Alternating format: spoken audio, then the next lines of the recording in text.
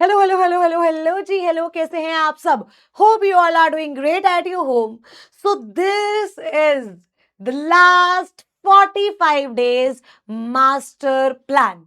अब मैम, आप एक बात बताओ मुझे कि लास्ट के 45 से 50 दिन बचे हैं. मैं 50 क्यों नहीं बोल रही हूँ? क्योंकि अरे 2-3 दिन पहले तो तुम अपने पेपर की तैयारी करना शुरू करोगे. जीआईजीएल का पेपर है तो अच्छे से प्रिपेयर होके जाओगे. तो 2 दिन पहले तो तुम पेपर की तैयारी करोगे. तो तुम कैसे संभालोगे? हैं तो 45 दिन इफेक्टिवली लेफ्ट. तो अब क्या करना है, सुनना, मैं आपको सबसे पहले एक बात बताती हूँ. इस तरीके से ना डिवाइड करो. अप्रैल के जितने भी दिन बचे हैं, और मान लो मई का 1 महीना ही है, ठीक है. अप्रैल के मोटे मोटे लगा लो 18 डेज, और मई के लगा लो 1 महीना, जो भी है. अब जितना भी सिलेबस तुम्हारा है, जितना भी तुम्हें नया करना है, वो अप्रैल तक फिनिश कर लो. अप्रैल तक अपना सारा सिलेबस क्या कर लो मेरे बच्चे, फिनिश. मतलब जो तुम्हें नया पढ़ना है ना, मेक श्योर वो सिर्फ अप्रैल तक हो. मई में कोई भी नया कंसेप्ट मत उठाना. मई का सिर्फ एक ही काम होना चाहिए, वो है रिवीजन. वो क्या है मेरे बच्चे? रिवीजन. जो भी तुम्हें कुछ भी नया सम करना है, नया कंसेप्ट करना है, नया चैप्टर करना है, वो सब अप्रैल में कर लो. वो सब किस में कर लो? अप्रैल में. अब बच्चे ना कंफ्यूज होते हैं कि मैम थोड़ा सा हमारा नए कंसेप्ट्स भी रहते हैं, रिवीजन भी नहीं हो पा रही है. रिवीजन करे, कंसेप्ट्स करे, मेरे बच्चे एक प्लान जरूरी है. क्योंकि आप एक ही टाइम पर दोनों चीजें नहीं कर सकते हो, ठीक है.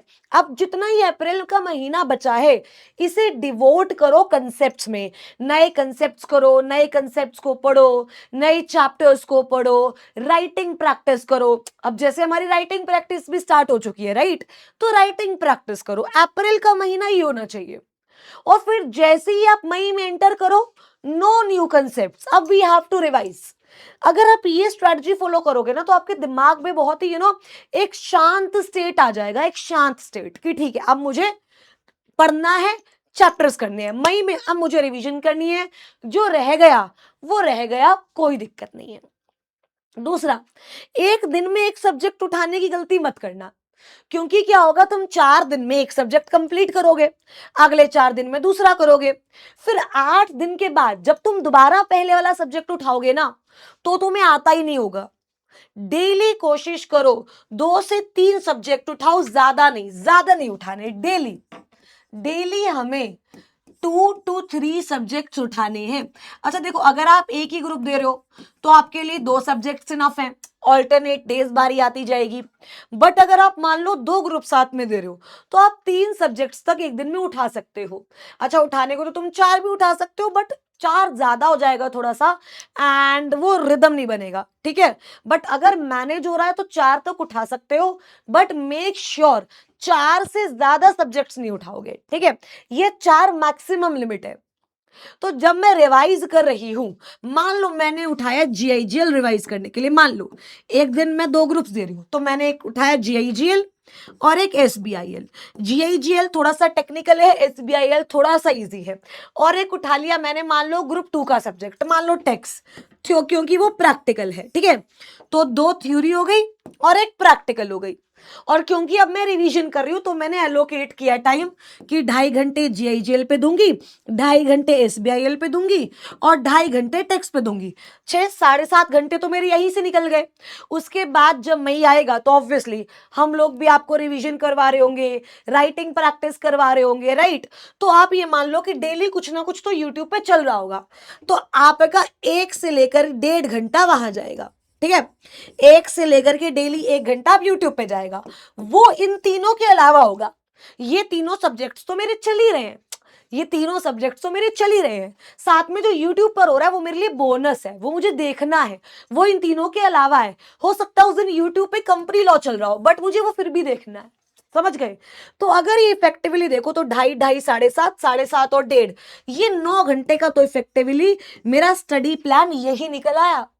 उसके बाद अगर कुछ टफ लगता है तो 0.5 आवर्स, 0.5 आवर्स, 0.5 आवर्स इसमें और ऐड कर दिए.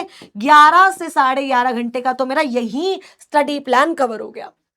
अब अगर कोई सब्जेक्ट ऐसा है जो मुझे बहुत टफ लगता है, जो मुझे लगता है कि यार पता नहीं मैं कर पाऊंगा या नहीं, उससे डेली उठाओ, उसे डेली उठाओ। इवन क्लासेस भी चल रही है ना, तो उसे 1 घंटा डेली दो। मान लो आपको लग रहा है यार कंपनी लॉ टफ है यार, बहुत टफ लग रहा है, तो उसको अल्टरनेट नहीं उठाना भाई, उसको अभी से डेली उठाना है। मतलब जो बहुत वीक है उसको स्ट्रॉन्ग करो, जो स्ट्रॉन्ग है उस पर भी काम करो, सो दैट आप ये जो गेम है ना ये बहुत बेहतरीन तरीके से क्लियर कर पाओ। और बच्चे देखो, चीजों को ओवर कॉम्प्लिकेट करने की जरूरत नहीं है। एक एक ये बोलो कि टिप जो मैं आपको देना ही देना चाहूंगी, rely on one material only. सिर्फ एक मटेरियल चूज करो, सिर्फ और सिर्फ एक मटेरियल, बस खत्म, फिनिश, बस। भाई मेरे को 4 नोट्स नहीं चाहिए यार, एक चैप्टर के 4 टीचर के नोट्स मैं क्या करूंगी? एक चैप्टर के भाई साहब 1000, मतलब देखो हर टीचर बेस्ट है, आपको पता है, ये और नो। जिससे तुम्हें समझ में आ रहा है, जिसके नोट्स तुम्हें समझ में आ रहे हैं, उसके नोट्स लो एंड खत्म। नहीं जरूरी है हर टीचर के नोट्स तुम्हारे पास हो। तुम्हारी गैलरी तो नोट से भरी पड़ी है, बट समझ ही नहीं आ रहा पढ़ने कौन से हैं। ये एक हरकत मत करना, क्योंकि ये हरकत ऐसी है जो बच्चों को परेशान करती ही करती है भाई। क्योंकि हम चीजों को ना कॉम्प्लिकेट कर लेते हैं, हमें ये भी चाहिए, हमें वो भी चाहिए, हमें टाइम टू टाइम पढ़ना, हमारा पढ़ने का मन। अरे भाई शांत ब्रो, शांत, आराम से सब हो जाएगा। एक रास्ते पे चलो, एक टीचर के नोट्स लो। इनफैक्ट आप एक लिस्ट बना दो कि भाई साहब ये सब्जेक्ट इस टीचर का मुझे बेटर समझ आ रहा है, इस टीचर के नोट्स और इस टीचर के रिवीजन लेक्चर्स, दैट्स ऑल। ये टीचर और मैं, बस ये दो ही चीजें हैं जो आपको करनी है। एक ही मटेरियल पे रिलाई करो। अगर आप लास्ट के 1.5 दिन में, अच्छा अब मैं आपको राइटिंग प्रैक्टिस क्यों नहीं बोल रही, क्योंकि वो तो हम करवा ही रहे हैं। सो वो तो अगर आप अब बंद भी कर दोगे, हमारे साथ करोगे तो भी आप पास हो जाना है आपने। तो अब सिर्फ और सिर्फ आपका ध्यान होना चाहिए किस तरीके से मैं चीजों को सिंप्लीफाइड बनाऊं, किस तरीके से मैं बेटर रिवीजन कर पाऊं, किस तरीके से मैं बेटर प्रेजेंटेशन कर पाऊं। ठीक है जी, आई होप इस वीडियो ने आपकी हेल्प की हो। कोई भी डाउट है आप कमेंट सेक्शन में लिखो, और लिखो भाई कमेंट सेक्शन में, जीतेंगे भाई, हम जीतने आए हैं, हारने नहीं आए। ठीक है, so yes, see you all in the next session on the YouTube. Thank you so much, thank you so much.